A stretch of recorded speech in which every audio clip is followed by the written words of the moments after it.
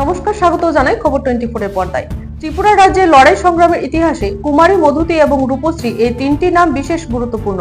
বিশেষ করে অতীত ত্রিপুরা সামন্ত শাসনের অবসান কল্পে এই তিন আদিবাসী অগ্নিকন্যা বিশেষ তাৎপর্যপূর্ণ ভূমিকা পালন করেছিল। অর্থাৎ 28 মার্চ কুমারী, মধুতি এবং রূপশ্রীর 75তম শহীদান দিবস। প্রতি বছরের মতো এবারও রাজ্যের বিভিন্ন জায়গায় সিপিআইএম দলের উদ্যোগে কুমারী, মধুতি এবং রূপশ্রী শহীদান দিবস প্রতিপালন করা হয়।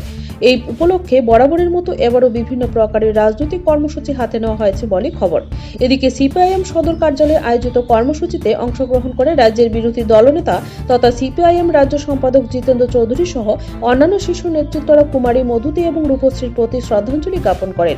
নিজের অভিমত প্রকাশ করতে গিয়ে জিতেন্দ্র চৌধুরী দাবি করেন, ত্রিপুরা রাজ্যে যখন সামন্ত প্রভুরা প্রজাদের উপর তিতুন প্রথার নামে রীতিমতো স্টিম রুলার চালাতে থাকেন, তখন সেই অব্যবস্থা থেকে রাজ্যকে গণতান্ত্রিক পথে পরিচালিত করতে গিয়ে কুমারী, মধুতি এবং রূপশ্রী আত্মবলিদান দিয়েছিলেন।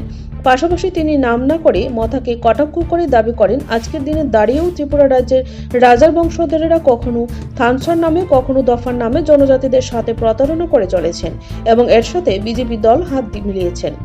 জিতেন্দ্র চৌধুরী দাবি করেন, কুমারী, মধুতি, রূপশ্রী শহীদান দিবসে এই তিন বীরাঙ্গনার প্রতি শ্রদ্ধাঞ্জলি জ্ঞাপন করার পাশাপাশি আগামী দিনে যাতে করে ত্রিপুরা রাজ্যের প্রতিক্রিয়াশীল শক্তিগুলো রাজনৈতিক লড়াই সংগ্রামে জিততে না পারে সেই বিষয়ে সকলের প্রতিজ্ঞাবদ্ধ হতে হবে। 28 মার্চ বাংলার 14ই চৈত্র। আজকের দিনে 1949 ইংরেজির পদ্ধতিতে রাজতন্ত্রের বিরুদ্ধে সংগ্রাম করতে গিয়ে এই রাজ্যের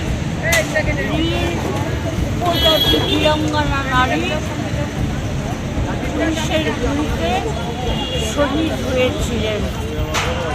কুমারী, মধুতি, রূপশ্রী তারা ওয়াইয়ের পদ্ধতিতে রাজতন্ত্রের বিখ্যাত কথা তিতুল প্রথার বিরুদ্ধে প্রতিবাদ করতে গিয়ে সেই দিন তারা শহীদ হয়েছিলেন। কুমারী, মধুতি, রূপশ্রীর শহীদান দিবসে আজকে 75তম বছর। এই দিনে আমরা সারা রাজ্যে প্রোগ্রাম গ্রহণ করেছি। আমাদের রাজ্যের দপ্তরে আমরা শহীদদের শ্রদ্ধা জানিয়ে মালা দিয়েছি। এখান থেকে মিছিল করে আমরা রেট্টমণি যাব, সেখানে আমাদের পথসভা হবে।